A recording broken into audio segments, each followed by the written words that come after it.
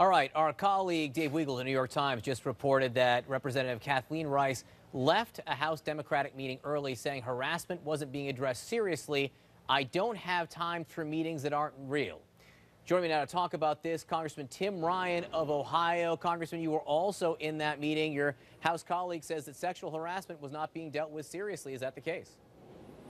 Well, there was a conversation towards the end of the caucus meeting on sexual harassment generally, but I think I share her frustration, Congresswoman Rice's frustration, that this is not happening quick enough. We are not addressing this issue fast enough.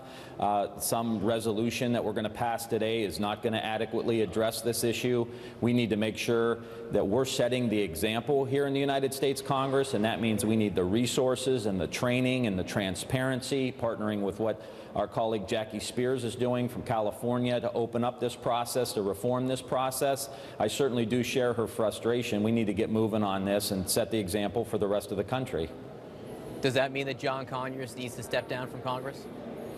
Well, he still gets his due process, and I want that to be expedited as well. We need to get through this immediately. There's no reason why we can't wrap this thing up this week and make a decision one way or the other, and he deserves due process. I believe the women that have come out, and once that is analyzed by the Ethics Committee, if those are found to be true, he definitely should resign.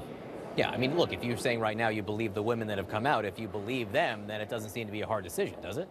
Well, I also believe in due process, and I think it's important. Many times we hear about crimes and different things that happen, and, you know, we're not run by a mob mentality. Everyone has due process.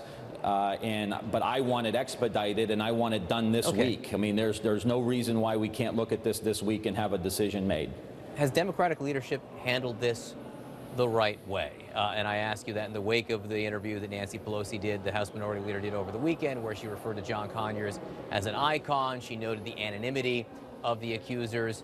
You know, has she been sending the right message here from the beginning?